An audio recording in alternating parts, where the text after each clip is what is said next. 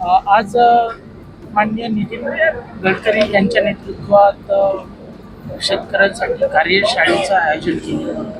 या कार्यशाळेमध्ये नेमकं काय कशा प्रकारचं या देशाचे सन्माननीय सडक महामार्ग व परिवहन मंत्री, शेतकऱ्यांचे हितचिंतक, शेतकऱ्यांचा खरा न्याय मिळवून देण्याच्या दृष्टीने आज या ठिकाणी जी कार्यशाळा शेतकऱ्यांच्या हिताच्या दृष्टीनं, मग तो कापूसधारक शेतकरी असो, संत्रा उत्पादक शेतकरी असो, मोसंबी उत्पादक शेतकरी, सर्व शेतकऱ्यांचं हित जोपासण्याच्या दृष्टीनं ही आज कार्यशाळा आणि या कार्यशाळेच्या माध्यमातून जे तज्ज्ञ लोक आहे, शेतीवर आधारित ज्यांनी अभ्यास केलेला आहे, या अभ्यासातून आमचा शेतकरी सुखावला जाईल या भावनेतूनच सन्माननीय नितीनजी गडकरी साहेबांच्या माध्यमातून निश्चितच कुठेतरी शेतकऱ्याचं हित जोपासण्याचं काम या कार्यशाळेच्या माध्यमातून निश्चित झालेलं आहे. त्यांचं मी या ठिकाणी स्वागत करतो आहे.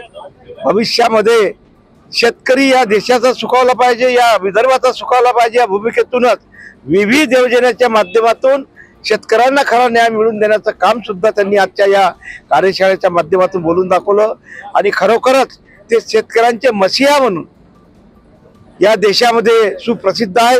त्यांचंही मी या ठिकाणी स्वागत करतो. धन्यवाद. जय हिंद, जय गुरुदेव.